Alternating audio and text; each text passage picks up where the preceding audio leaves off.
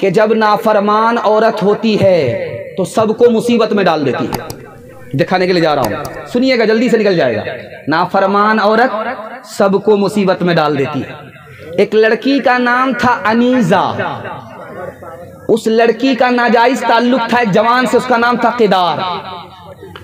उस जवान ने कहा मुझसे शादी कर लो, तो लड़की कहती है शादी ऐसे नहीं करूंगी, सालेह अलैहिस्सलाम जो पैगंबर हैं उसकी ऊँटनी को कत्ल कर दो, तब मैं तुमसे शादी कर लूंगी।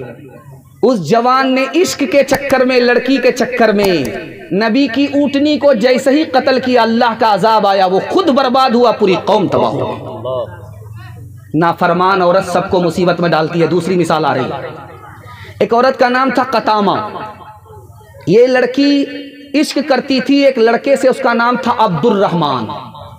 अब्दुर्रहमान इश्क करता है किससे? कतामा से। कतामा लड़की है, इश्क करती है किससे? अब्दुर्रहमान से। अब्दुर्रहमान ने कहा शादी कर लो, कहा शादी ऐसे नहीं करूंगी, पहले हजरत अली का सर लेकर के आओ, तब मैं तुमसे शादी करूंगी। उस लड़के ने लड़की के चक्कर में हजरत अली को शहीद कर दिया। नाफरमान औरत सबके लिए मुसीबत। दूसरी मिसाल आपके सामने आ रही है, ध्यान से सुनिएगा।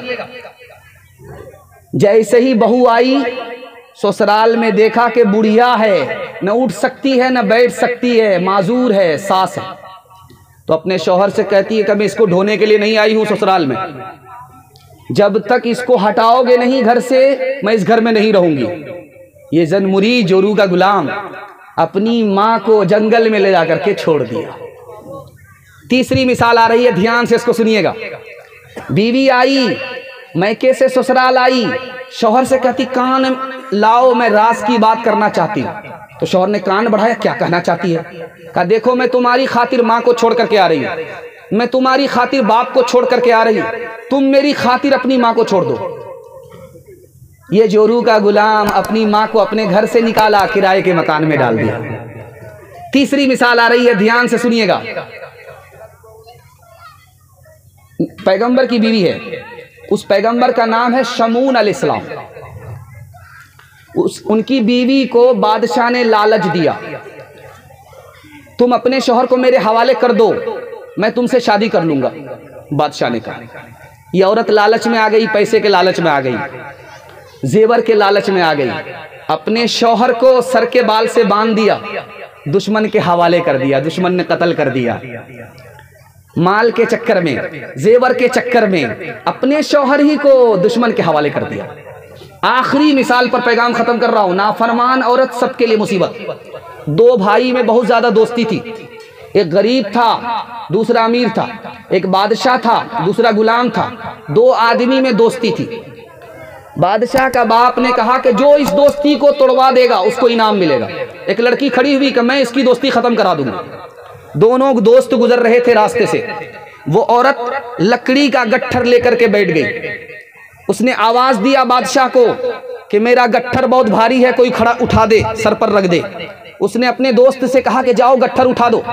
उसने उठा करके रखा। लड़की ने उसके दोस्त को बुला करके कहा कान में मैं तुमसे कुछ बात करना चाहती हूँ। उसने सिर्फ होंठ हिलाए, जबान से कुछ नहीं कहा। उसके बाद चली गई, मुस्कुरा दिया। तो ये बादशाह पूछता है कि उस औरत ने तुम्हें कान में क्या कहा? कुछ नहीं कहा, वो पागल औरत है। कहा तुम मुझसे जरूर कुछ छुपा रहे हो। दोनों की दोस्ती 1 मिनट में खत्म हो गई।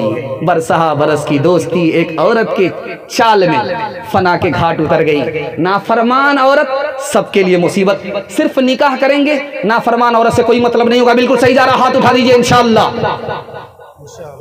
नई तहजीब को घर ला के रखा, नई तहजीब को घर ला के रखा, मुरीदे जन हुए ऐसे के बागी बन गए माँ के। किसने मर्दों को घटाया और जनाना कर दिया, किसने लड़की को बढ़ाया और लड़का कर दिया।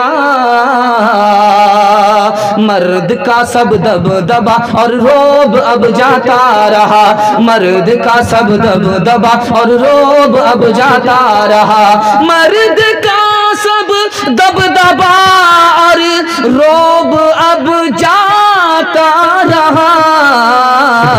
किस कदर फैशन ने इनका हाल पतला कर दिया, किस कदर फैशन ने इनका हाल पतला कर दिया।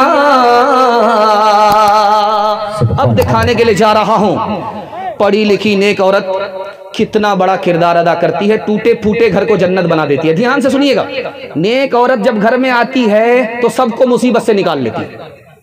घर में जो भी मुसीबत हो सबसे अपने घर वाले को निकाल लेती है। ध्यान से सुनिएगा, लड़की आई, मैके से ससुराल आई, शौहर को बिठाया, कहा देखो अपने भाई से मेल मोहब्बत से रहो, लड़ाई झगड़ा मत करो। तो शौहर ने कहा तुम मुझसे मतलब रखो, मेरी बीवी हो, मेरे भाई से मतलब मत रखो, मैं किससे लड़ाई करता हूँ किससे लड़ाई नहीं करता। तो उस औरत ने समझाया अपने शौहर को, इसमें मेरा ही फायदा है, मेरा ही नुकसान है। तुम अपने भाई से मिल करके रहोगे तो हमारी औलाद भी मिल करके रहेगी, तुम अपने भाई से लड़ाई रखोगे तो हमारी औलाद भी आपस में लड़ेगी, एक साथ मोहब्बत से नहीं रहेगी। दूसरी मिसाल है, ध्यान से सुनिएगा। एक गांव का नाम था दाहिस, एक गांव का नाम था गबरा। दो गांव में लड़ाई चल रही थी 40 साल से। उस गांव का लड़का ने इस गांव की लड़की से शादी कर लिया। उस लड़की ने कहा कि मेरी रुखसती उसी शर्त पर होगी जब तक ये लड़ाई खत्म ना हो जाए। अब लड़का फंस गया, यार ये 40 साल से लड़ाई चल रही है तो खत्म नहीं हो रही है, अब क्या खत्म होगी, मैं बूढ़ा हो जाऊंगा, मेरी रुखसती नहीं होगी। 3000 ऊंट लेकर के दूसरे गांव वाले के पास गया, हाथ जोड़ करके कहा आप लोग लड़ाई खत्म कर दीजिए वरना मैं बूढ़ा हो जाऊंगा, मेरी बीवी ससुराल नहीं आएगी। 3000 ऊंट दे करके लड़ाई खत्म हो गई। उस लड़की की चालाकी ने, होशियारी ने एक दिन में 40 साल की लड़ाई बंद करा दी। तीसरी मिसाल आ रही है, ध्यान से इसको सुनिएगा। हातिम असम एक बहुत बड़े बुजुर्ग गुजरे हैं, वो सफर पे जा रहे थे तो 4 महीने के लिए जमात वाले भी निकलते हैं, उसी तरह वो भी बाहर निकल रहे। तो अपनी बीवी से कहा 4 महीने के लिए मैं जा रहा हूं बाहर, क्या खर्चा तुमको दे करके जाऊं। तो बीवी ने कहा कि जितनी मेरी जिंदगी है उतना खर्चा दे दो। कहा तेरी जिंदगी मेरे हाथ में नहीं है। तो बीवी ने कहा कि मेरी रोजी भी आपके हाथ में नहीं है। शौहर चले गए, अल्लाह समद, इस औरत का तो ईमान हमसे ज्यादा मजबूत है। जब शौहर चले गए तो उस औरत की माँ आई, उससे पूछा कि तुम्हारा मेरा दामाद तो चला गया, तुमको क्या खर्चा दे करके गया। कहा वो क्या खर्चा देगा, वो तो खाने वाला था, चला गया, खिलाने वाला खुदा मौजूद है, घबराने की कोई बात नहीं है। आपने देखा होगा एक जोगी कौम है, जोगी गोपीचंद जोगी, पीले कपड़े में होती है, थैला लटका हुआ होता है, लकड़ी भी मांगते हैं, नमक भी मांगते हैं, तेल साबुन भी मांगते हैं, सब मांग करके लाते हैं और अपने आश्रम में चले जाते हैं। उसको बीवी से मतलब नहीं, बच्चे से कोई मतलब नहीं। घूम रहे थे, घर से निकल गए, मांगते मांगते उसी गांव में आ गए जिस गांव में उसकी बीवी थी।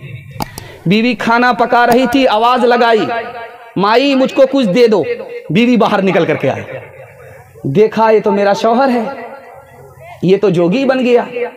बीवी बाल बच्चे सबको छोड़ दिया, चूंकि बीवी भी दुनिया है, बच्चा भी दुनिया है, दुनिया ही को छोड़ दिया। तो बीवी ने कहा कि तुम मेरे शौहर हो, तुम्हें याद है? कहा कि हाँ याद है। कहा मुझको क्यों छोड़ दिया? कहा तुम दुनिया हो इसलिए तुमको हमने छोड़ दिया। कहा कि एक काम कर देते हैं, तुम्हारा रोटी पका देते हैं। कहा रोटी पकाना, मगर मैं तुम्हारे आटे से रोटी नहीं खाऊंगा।